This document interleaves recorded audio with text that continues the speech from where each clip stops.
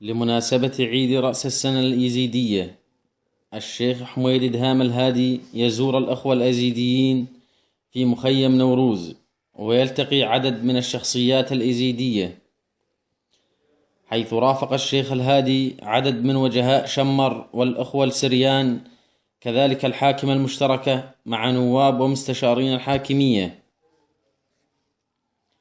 ألقى الشيخ حميد إدهام الهادي كلمة ذكر فيها العلاقة التاريخية بين قبيلة شمر والأخوة الإيزيديين، وهنأ الأخوة الإيزيديين في كافة أنحاء العالم بهذه المناسبة، وتمنى لهم الأمن والأمان، وخاصة في هذه الظروف الصعبة.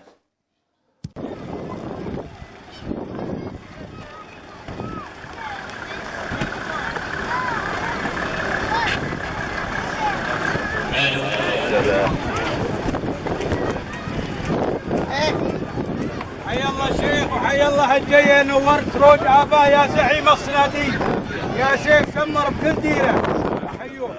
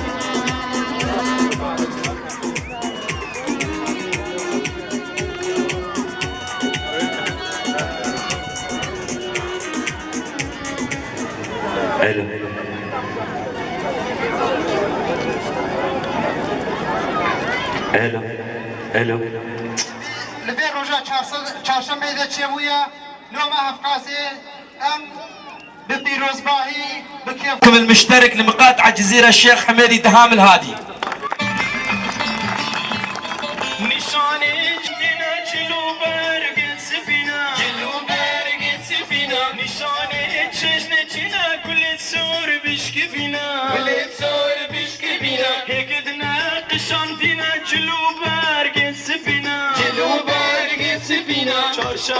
بسم الله وعلى الله.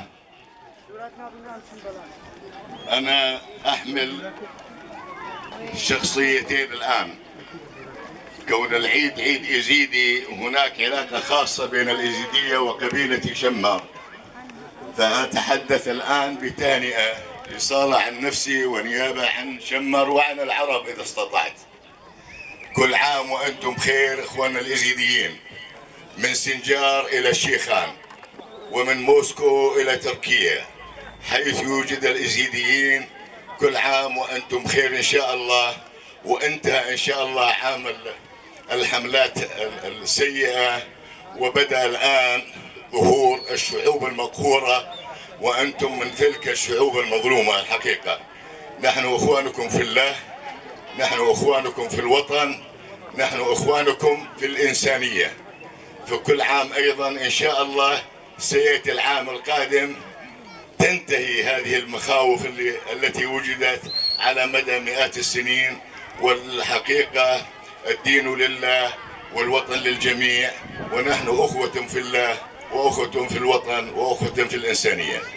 أما أتكلم عن شخصيتي السياسية، أنا موجود في الإدارة الذاتية التي حققت المستحيل على مدى أعوام الشر التي انقضت وإن شاء الله ستنقضي على مدى 5 سنوات. فقدمت الإدارة الذاتية ما في وسعها، وخصوصا الإخوان الإزيديين الذين لم يجدوا فينا إلا كل الأخوة عربا وأكرادا وسريانا وكل المتواجدين في هذه الإدارة الذاتية. سنظل على هذه المسيرة وعلى هذا النحو اللي احنا فيه، وإن شاء الله تكون مفتاح خير للجميع. والإدارة الذاتية أتوقع هي المثل الأعلى في هذه الظروف القاسية التي مرت على سوريا والعراق بشكل خاص، وقد تتطور إلى بلدان أخرى. أريد أقول تحية أيضا لأمراء الإزيدية، وتحية خاصة لمزار شرف الدين ومن يخدم شرف الدين. والسلام عليكم ورحمة الله. نشكر الشيخ حميد الدهام الهادي.